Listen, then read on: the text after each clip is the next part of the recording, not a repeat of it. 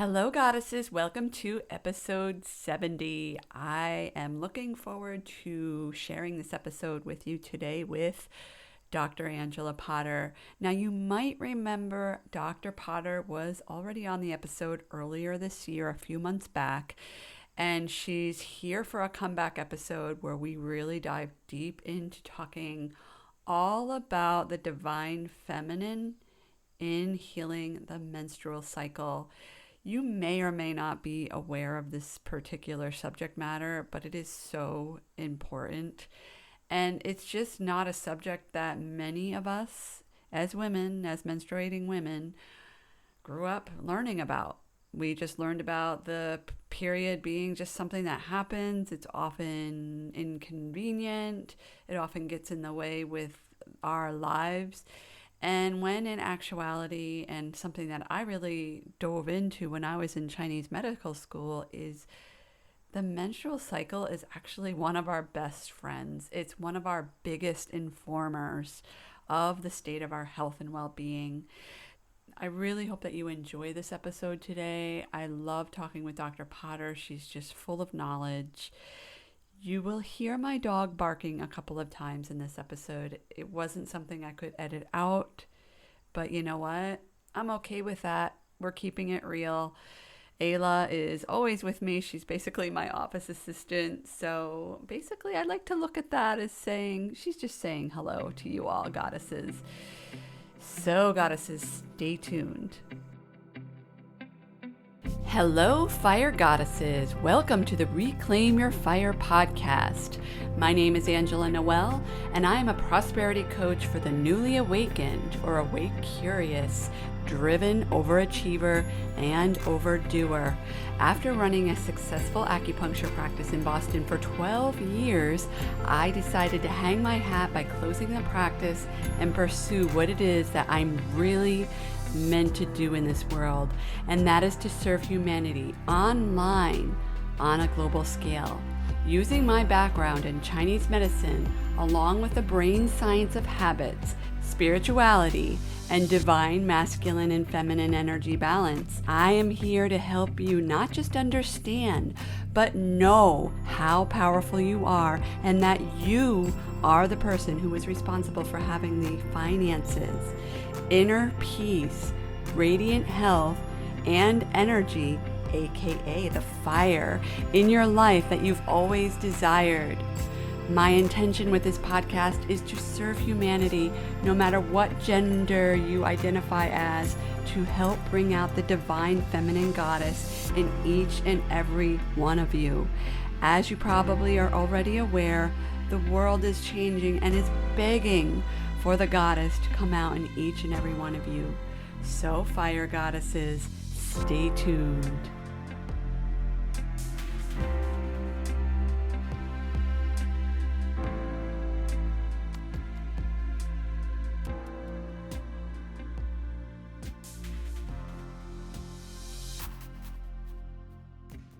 Hello, fire goddesses. Welcome to another episode of the Reclaim Your Fire podcast. My name is Angela Noel, and I am your host of the podcast. And today I have a returning guest. You may remember Dr. Angela Potter from earlier this year. Dr. Potter, thank you so much for coming back. Welcome. Oh, thank you, Angela. I love just chatting with you. You know, we've had a few extra chats since that time, and it's just wonderful to be here. Thank you. Thank you. Thank you so much. Yeah, it's been great connecting with you. And it's, even though this is a podcast, I want everyone in the audience to know that Dr. Potter has an amazing set. She has this beautiful pink wall, which I'm just admiring right now, and these wonderful glasses. So just, she's not only an amazing doctor, but has an amazing sense of style. So Thank you. yes, of course, of course. And I'm really looking forward to this episode that we're about to do. It's so important. I love that you were on board for talking about this. We recently had a conversation on your page, on your Facebook page, about the divine masculine and feminine and the wounded masculine and feminine and what that looks like. And today we're bringing that topic back and applying it to the menstrual cycle. So I think this is going to be just so helpful to the goddesses listening. Yes, fantastic. Yeah. It's juicy stuff because it's this added layer of our bodies and our cycles that, our bodies are working in this way innately. And Mhm. so there's different ways that we can look at the cycle, right? We can look at it from a very, how would you say it, like medical perspective, right?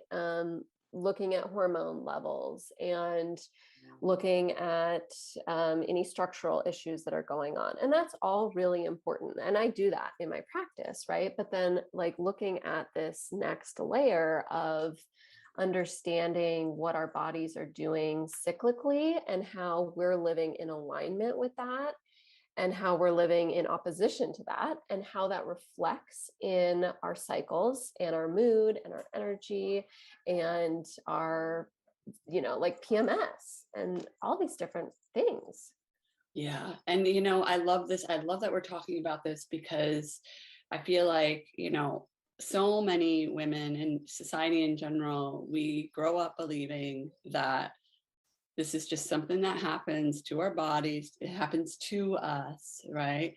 PMS is just something that we just have to deal with, and periods, messy periods, heavy periods, whatever, is going on, less than ideal periods is just part of being a woman. And I love this subject because it's so empowering and offers different perspective on how to look at the body and how to really empower ourselves when it Yes, comes to yeah. the cycle.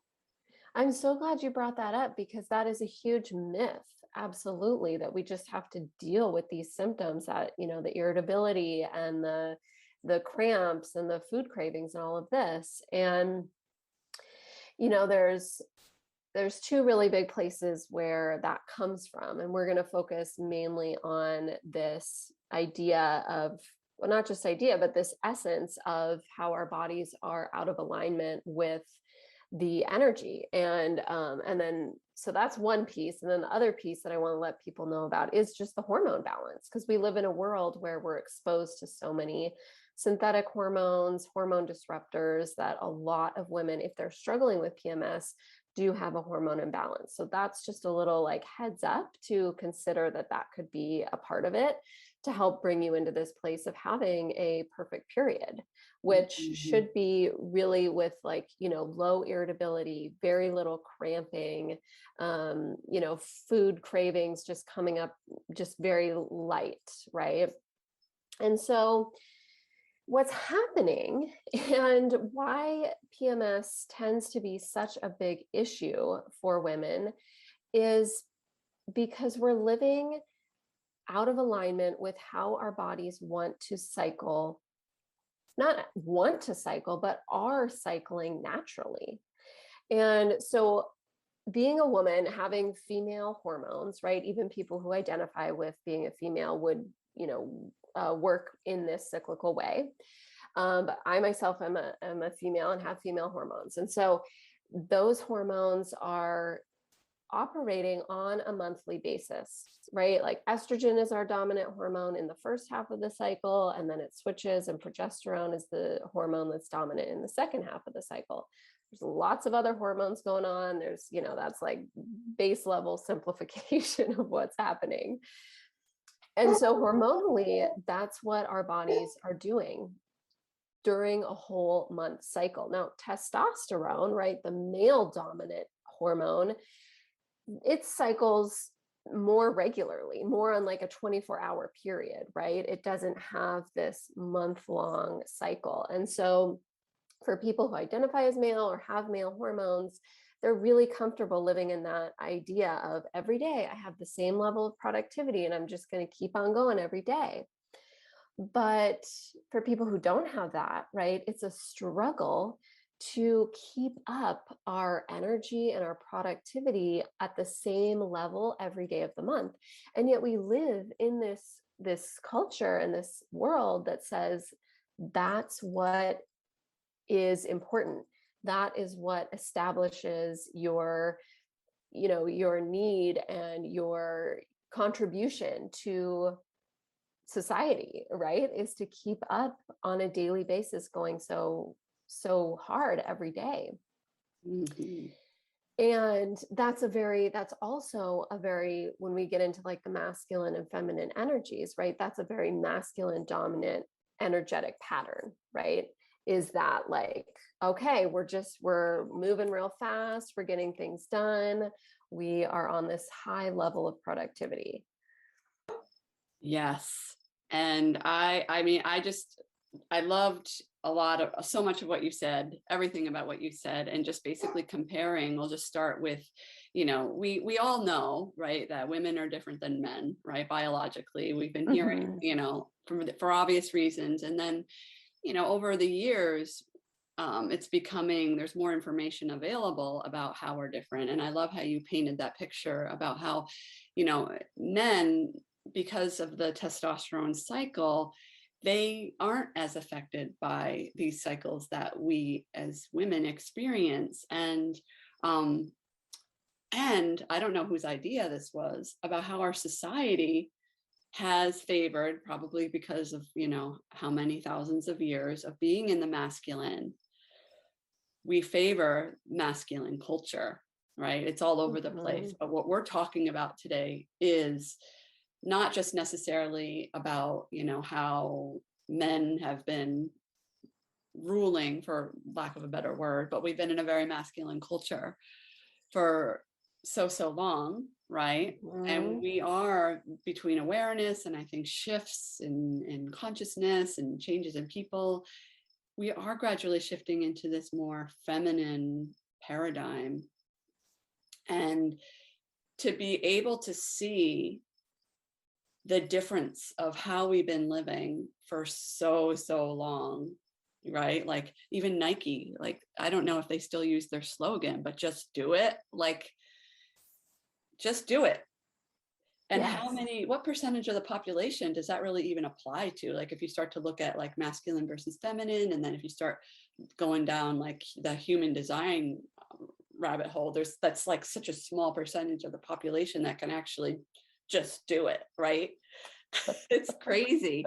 And yet 100% of the population is expected to be in this masculine, what we're calling wounded masculine culture. So I'd love to just dive deep into this and, kind of look at what wounded masculine versus the divine masculine, and wounded feminine versus the divine feminine looks like, and how it's affected us, and how we are to navigate through both of these aspects. And, what can we do moving forward? Yes. So, the menstrual cycle, when we're talking about like that masculine and feminine energies, right? That's not male and female. That's more, that just the energetics of our actions and what we're choosing to do and thoughts we're having. And so those have different places in the menstrual cycle. And as I talked about, like that, the first half of the cycle is very, well, maybe I haven't laid it out in this way yet, but the first half of the cycle is a very active time for our bodies, because we are moving out of that bleeding phase, and the estrogen is moving us to a place of ovulation, which ovulation time, regardless of whether or not you're trying to get pregnant, is a very, it's fiery energy, right? A lot of, and so as you're moving towards that ovulation, your body is prepping for that, and that's a very active time for your body. So that equates to that like high productivity, that like, ooh, I want to be out there and be seen, and be calling people and having meetings and making presentations where I feel like I am really strong in my light, right? Yes. Whereas the second half of the cycle, that's our progesterone dominant time. That is moving into that feminine energy. And then the bleeding time is like a very strong feminine energy. and I was putting energy and energetic together there. And so that's where the biggest place where we see the issues come up, because if we're living in this constant like masculine energy dominance during this feminine time that our bodies like innately are saying, I need to slow down, I need rest, I need introspection, that's when you've got like that duality coming.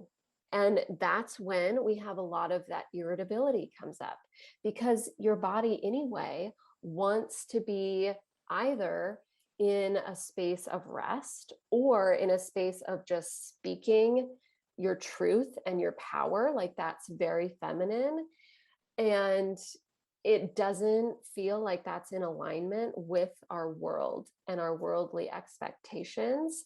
And so then it comes up in the ways of PMS, right? Mm-hmm. That irritability. And then because you're living out of alignment with what your body is trying to do innately, food cravings come up.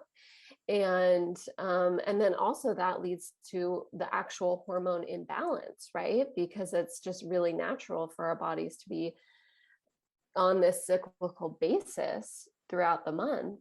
And yet when we are living out of alignment, then that can contribute to hormone imbalance. So, this feminine energy of the second half of the cycle, that's the hardest to bring back, right? Yeah. Because, that's, thousands of years ago, that was that red tent idea. And, there might be cultures in the world that still do that. But, this idea that women would go and have their bleeding time somewhere. And, of course, there's many factors to why they chose to do that. But there was that sense of rest and being away from everyday, needs and having to get things done. And so it can be really hard for us to bring that back, because that does mean like there's so much rest. Our body is craving rest during that second half of the cycle and that bleeding time. And that can be the hardest part for people, because that is that direct opposition to this go, go, go. Exactly. Yeah. I love how you described all that, Dr. Potter, and thank you for that. Because I think a lot of people will be able to identify like, oh yeah, like I'm so tired, right? I'm sure everybody listening can identify with this, just being so tired. And the body is desperately asking like, please, please, please, just give me a break. And yet, for whatever reason, we feel compelled, like we have to push through. Like I've heard so many women, including myself, say, I'm just going to push through. I'm going to have, go to Starbucks, go to Dunkin' Donuts, caffeinate myself, because I have to get these things done. I have to take care of the kids. People are expecting things from me. I got to go to work. So I'm just curious from your perspective, if you could share, what advice or what guidance do you give to people out there that are like, I don't have, because it is a legitimate concern. Like we want you to know that listening, like we feel you and we understand. Oh, yes. It's a legitimate concern to feel like there's no way out of this. So what are some things that you would suggest, in working with your clients that they can do or can start implementing to really start moving into that feminine, that divine feminine energy, and really listening and tuning into the body? Yes. That is really important to know that like, this is difficult. This is a big switch. It's interesting because it is so basic, right? Because it's not anything invasive. You don't have to take any supplements or anything to change things. But because we're so ingrained with it, it's hard to be like, oh my gosh, like where do I even begin? And it's not like I can just, go rent a hotel room and go sleep for 3 days. So yeah. So I recommend always the very first thing to do is to first chart your cycles, right? Like write down on your calendar the first day of bleeding, right? That's the first day of your new cycle. And then as the next cycle comes, the next first day of bleeding, write that on your calendar and continue to do that. And so then you'll see, one, it'll give you some really fantastic information, like, are your cycles regular? Are they long? Are they short? And then you can start seeing, one, if they are irregular, and irregular cycles typically is like they change by like 5 or more days, right? So if one cycle is 27 days and the next cycle is 28 days, that does not mean your cycles are irregular. If one cycle is like 24 days and then the next cycle is 35 days, that's irregular, right? And that's a sign that, there could be some hormone imbalances going on, like PCOS or estrogen dominance, that you'll want to get checked out. So, but that's the first thing, is to understand what your cycle is doing. Once you have your cycle down and you're actually like putting it into your calendar, then you can start seeing where you are in your cycle on a daily basis, right? Because you're able to see, okay, am I in the first half of my cycle? Am I in the second half of my cycle? And being in the first half of your cycle, it's really pretty simple, right? For most women, there's a really natural energy dip, on those couple days leading up to your period. And then most women will feel like a pretty immediate switch once they start bleeding, or that day after, of like, oh yeah, okay, I got my energy back. Oh, it's like, So, really? like, okay, I don't have to do that for another month. Exactly. Yeah. And so being in that space of like the high energy in that first half of the cycle, which is typically about 2 weeks if you have a 28-day cycle, that's pretty simple, right? But you can also start, scheduling things during that first half of your cycle, like vacations, or planning for your vacation. That tends to be a lot of extra energy, so plan that for your first half of your cycle. Or big meetings that you have to be in, or presentations that you're making, things like that. Like literally you can start structuring your life around this, which is powerful. Oh my It's gosh, very powerful. it's so And powerful. yes. And then as you move into the second half of the cycle, it's not about, just totally unplugging and going away into a dark hole for a few days. Like, that's unrealistic. It's about making small little shifts, about understanding where your body is in your cycle. If you're in that second half, to say, yeah, it doesn't feel good for me to take on like 3 extra coffee dates today because I need that energy for myself. Yeah. And just saying, like, I'm just going to hold off and reschedule these or make these for 2 weeks from now, back when I'm in my more energetic place. Mm-hmm. Or if you have like a big meeting, a big presentation or something that you absolutely can't change, then it's about giving yourself some extra space, like the day before, to just, soak your feet or get in the bath, something that brings you into that slowness, that just, letting go of a little bit, in order to then prep for something that's really big, like, say, giving a presentation. And so it's just like reminding your body in these very simple ways of how to take a step back and how to rest just a little bit, and to be comfortable in speaking your power, right? Because oh, I see. So Yeah. important. Yes, right? Because if Yeah. we feel it, or it's just very common for us to think that we need to be people pleasers and to be doing, all these things that need to get done. And so it's difficult for us to say, like, that doesn't feel good for me and my body right now. Like, I'm going to put that on hold. And that takes time and practice to be able to say that.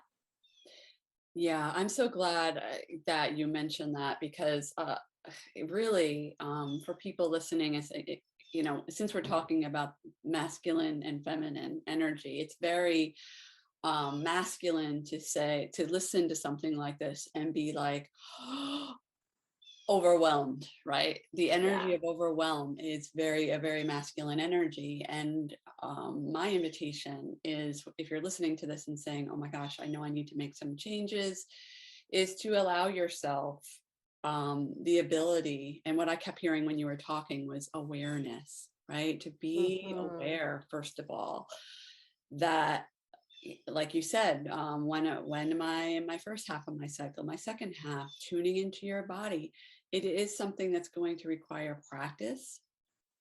It is something that's going to require changing your habits, changing your awareness, and just to be able to lean into, I should say, lean into or give yourself the gift of leaning into the feminine here, like the gentleness, Mm-hmm. because it is a change. It is a change, especially like so many women we've watched other women before us, not just our friends, right? Not just the, on TV. I always think of like the women newscasters on TV. I feel like they're very much in their masculine, right? Just as an example. But the women before us, our moms, our grandmothers, our aunts, like that was just the way it was. And there was less questioning back then about, oh, Mm-hmm. like this doesn't feel right. And what we're actually doing, this is an amazing opportunity for us, especially if you have kids, or even if you don't have kids, to really break generational patterns, right? You're saying Mm-hmm. no to this for your daughters and for your sons and for your children. Or maybe you have nieces and nephews, or you're just a leader and people Mm-hmm. look up to you. You're saying no to this for the generations that are going to follow you. And that is just, it's not just going to help you really feel better during your menstrual cycle, but it's also going to help others down the road. Yes. Yeah, it's got this amazing ripple effect. And also, for those of you who are listening and thinking like, I don't know, like, is this actually going to work? Like, all I'm doing is like changing a couple little things. Like, it is so important because already your body is, your hormones are cycling in this monthly rhythm. Like, innately, your body is doing this regardless of what you are choosing to do with your energy and your time. And so, what we're emphasizing here is just switching your outflow, right? The way that you're organizing your time and your energy and your space to be more in tune with literally what is happening inside your body, Yeah. because they're connected. And our bodies are so wise, right? And I know in working with clients, when I had my acupuncture practice, this was often a conversation where women would be like, but I'm not intuitive. Or, I mean, I would have patients coming in wanting to conceive, ready to conceive, and Mm-hmm. they don't even know when they had their last period, not because it's their fault, but because it's not something that they were trained to do or to have that awareness of. And so much of it was about educating. Okay, well, this is when you're ovulating, and this is how you can tell. And like you saying, tracking and taking your temperature and all the things. And really just giving yourself the grace and the space to mess up. It's okay. But I think having the awareness and going really slowly is so, so important. And that action, right, is of going slow is very feminine, of tuning in is very feminine, of Mm-hmm. leaning into your intuition and what your body's saying, because this body that we have is telling us everything all the time. Even if it's just Mm-hmm. like, oh, well, like, those fleeting thoughts that we get sometimes, and it's like, oh, like this morning I was thinking about Alicia Keys, right? And sometimes it's just a matter of following, like, all right, well, maybe I should listen to this song. Maybe there's a message for me. And just kind of following that, and those intuitive leads that your body is gifting you in this moment. So I love this subject so much. Yeah, it's really well, and so Angela, you came on and did an interview with me on my Facebook, and we were talking about, yeah, like how the masculine and feminine energies and the wounded masculine and feminine affects like our who we are in the world, like with perfectionism um and productivity, right? And how that interferes with us. And so there's just like there's so many different ways that this interacts in our lives, Yeah. and so it's really important to just recognize at the very least and start doing some really small shifts to help things just open up. That's the end goal, right? Things Yeah. opening up for you, right? Having like pain-free periods, how amazing would that be? Yeah. Having, cycles where you're not like yelling at your husband just because he didn't take the garbage out at that moment that you wanted to, right? Like, Yeah. and it's just like opening up opportunities. There's so many opportunities, and I really do believe that, the life that so many people want, a life of stress-free living, of not being in overwhelm, of not being in burnout, of not feeling completely exhausted all the time, is on the other side of leaning into this divine feminine energy, which essentially is, I feel like a lot of people are talking about it now. It's just it's pure, it's the energy that comes from, you could look at it in a lot of different ways, but it's energy as it is in its purest form, when it hasn't been wounded by all of our baggage that we bring in, right? So Mm-hmm. divine masculine, divine feminine. In Chinese medicine, we call it the yin and the yang. And even in Chinese medical school, we learn that the body is always trying to achieve that balance of yin and yang at all times. And Mm-hmm. if we get out of balance here, if we get out of balance in excess masculine, it's going to show up in deficiencies in the feminine. Usually it taxes our kidney chi, right? Because that's our Mm-hmm. anchor, our divinely feminine channel, the most divinely feminine channel. So I love this subject. And, I want to bring up also, because I know there's probably some people listening, what if you don't have a menstrual cycle? Oh, There yes. are women who don't, whether they're in menopause or Mm-hmm. perimenopausal, or they just don't have a cycle. Yes. Oh, I'm so glad you brought that Yeah. up. So how can they navigate this if they don't have a cycle? Yeah. So it's also really helpful for younger girls who are moving towards puberty. So yeah, if you identify as female or you are female and do not have, you're not bleeding, right? Then you can use the moon cycle.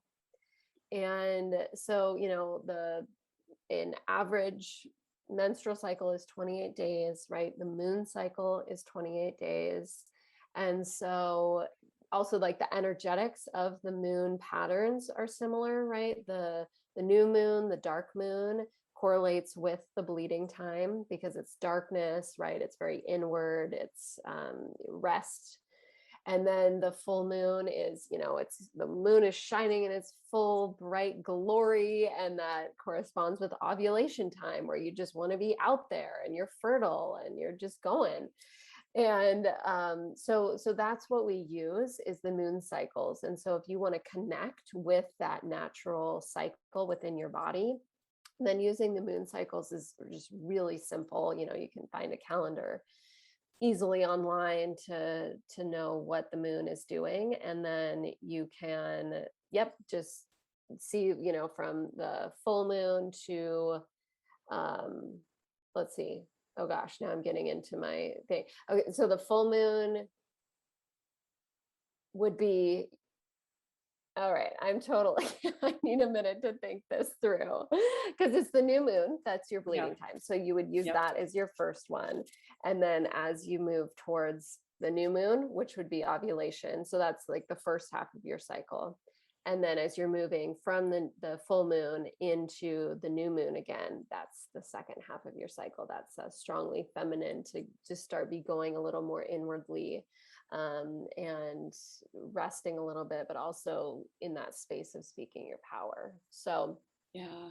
Yeah. mhm, And I also want to add too is that some people are really affected by the new moon. Like I mhm, mean, this is information that I wish I knew, like 20 years ago or whatever. mhm. But those days where it really literally feels dark, energetically dark, and Mhm. some people feel like depression, or they feel more anxious during certain phases of the moon, and it may or may not be the new moon. For some people it's the full moon, or it's both.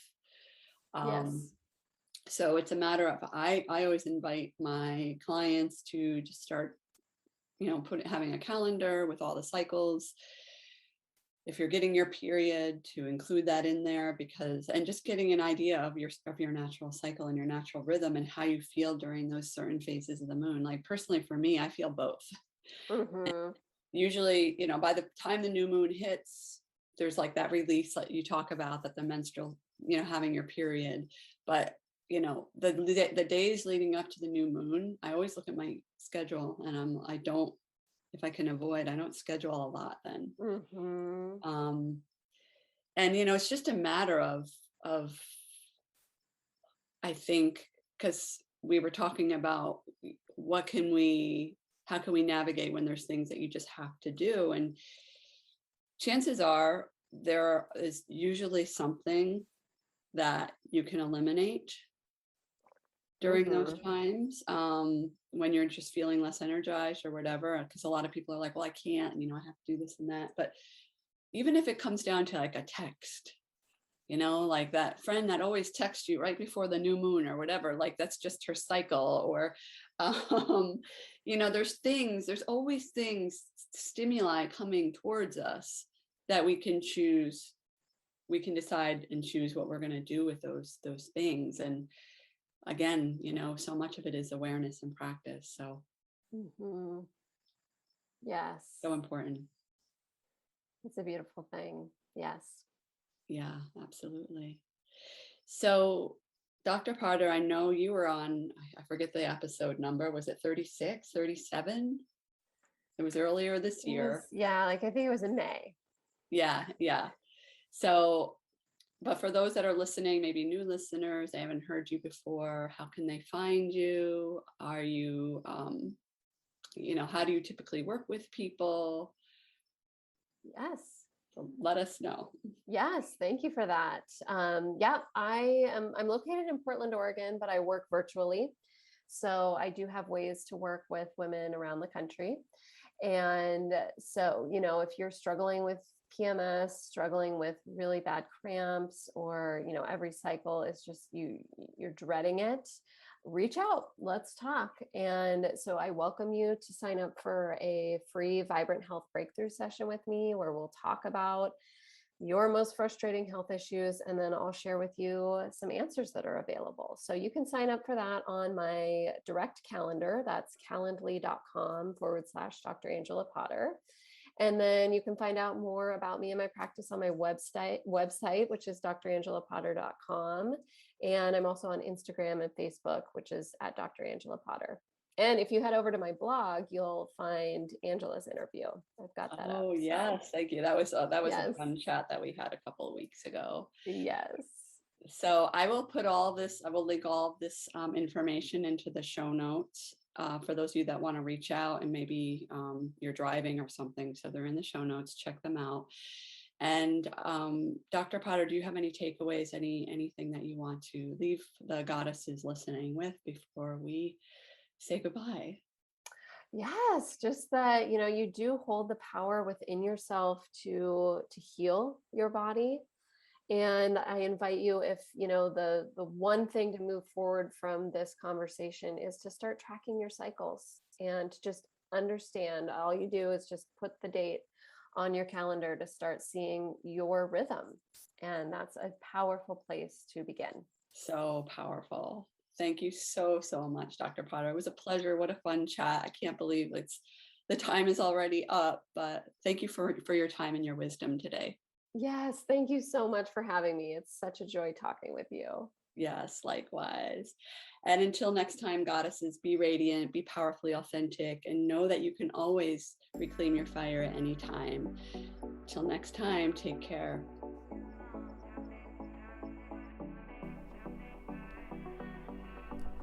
Thank you so much for listening to the Reclaim Your Fire podcast.